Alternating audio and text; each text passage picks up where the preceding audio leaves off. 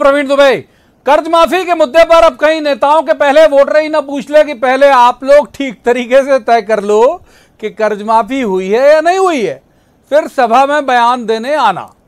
कर्ज माफी हुई है या नहीं हुई तो कितने किसानों की कर्ज माफी हुई, अगर नहीं हुई तो कितने ऐसे किसान हैं जिनकी कर्ज माफी होनी बाकी थी, कितने किसानों को झूठे प्रमाण पत्र बांट दिए गए, झूठे प्रमाण पत्र बांटे गए तो क्या अधिकारी भी इस झूठ में शामिल थे।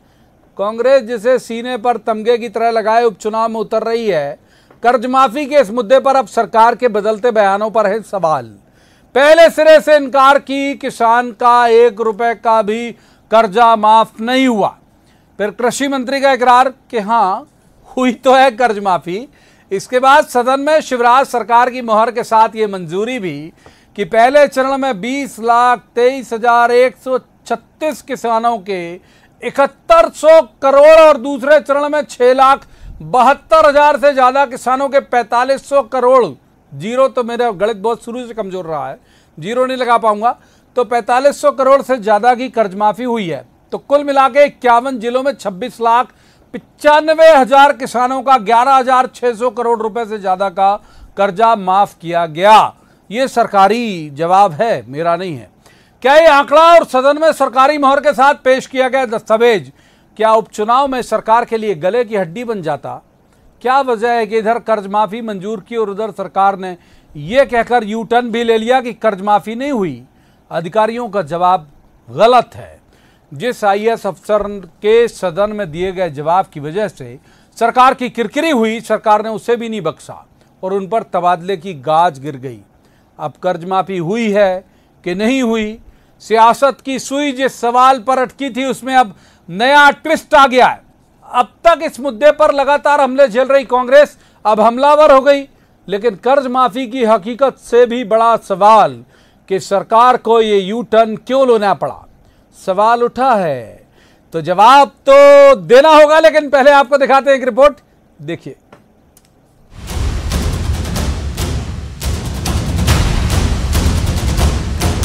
प्रमाण पत्र दे दिया माफ और पैसा मुझसे मांगे सहकारिता वालों ने, दो हम तो खाएंगे वो कर्जा माफी के। मैं 26 लाख किसानों का नाम, टेलीफोन नंबर, गांव का नाम आपको देने को तैयार। हमने ये कभी नहीं कहा कर्ज माफी नहीं, हमने कहा 2 लाख, देखिए हमारे शब्द देखना, 48 लाख किसानों के 54,000 करोड़ 2 लाख तक के माफ किए जाते हैं। प्रमाण पत्र दे दी। विधानसभा में गलत जानकारी भेजी गई है, उसकी गलत जानकारी भेजी गई है। सर आपको मंत्री दे रहे जानकारी? जो भी है वो उसकी जानकारी अधिकारियों के स्तर पर गलत भेजी गई है। कर्ज माफी पर सियासत सांप सीढ़ी के खेल की तरह चली हो, जैसे जिसका जैसा दांव पड़ा। लेकिन ये तय है कि 28 सीटों के उपचुनाव में कांग्रेस के खिलाफ जिस मुद्दे को उछालकर बीजेपी कांग्रेस की जमीन खींचने की तैयारी में थी, सरकार के इस मामले पर यू टर्न के बाद फिलहाल इस मुद्दे की कुछ हवा तो निकल गई है। मुख्यमंत्री जी ने कहा कि मैंने ये कर्जा माफ किया, मैंने पैसे डाले। एक मंत्री कहते हैं गलत उत्तर है, कमलनाथ के अधिकारियों ने ये उत्तर दे दिया। एक मंत्री अलग और जवाब देते हैं। मैं मानता हूं कि कमल पटेल कृषि मंत्री होते हुए जवाब उनकी सिग्नेचर से आया है।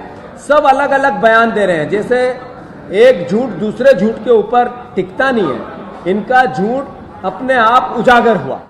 ये वो दस्तावेज हैं जो विधानसभा में आंकड़ों के साथ पेश हुए। हालांकि सरकार का कहना है कि अधिकारियों ने गलत जवाब तैयार किया, लेकिन इसके पहले कृषि मंत्री भी मंजूर कर चुके हैं कि कर्ज माफी तो हुई थी।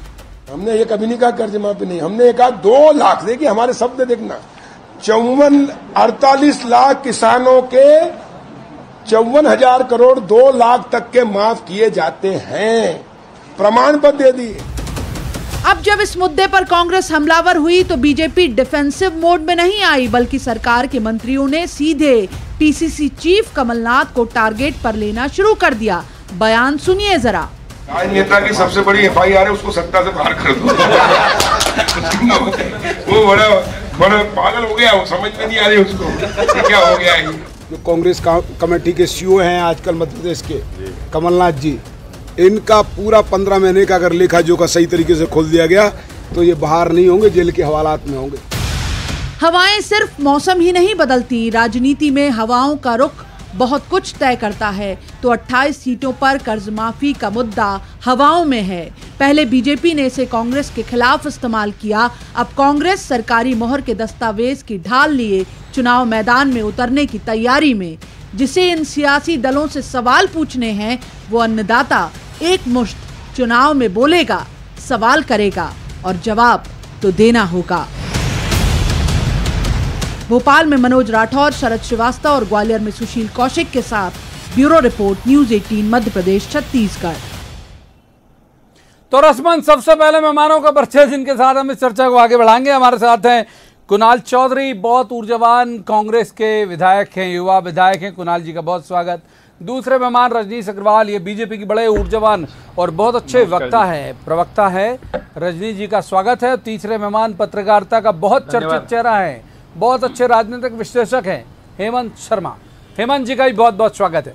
शुरुआत रस्मन और जाहिराना तौर पर रजनीश अग्रवाल जी से करेंगे। रजनीश जी बता दो, अब आप दर्शक बहुत कंफ्यूज है, कर्ज माफी हुई है कि नहीं हुई है? देखिए, बिल्कुल नहीं हुई और यही कारण है कि इस आरोप प्रत्यारोप के बीच में जिंदा किसान है, उसका परिवार है, उसका बैंक का खाता है, उसके वित्तीय दस्तावेज हैं और उसका कर्ज ज्यों का त्यों है। जो इन्होंने वादा किया था वो नहीं पूरा किया।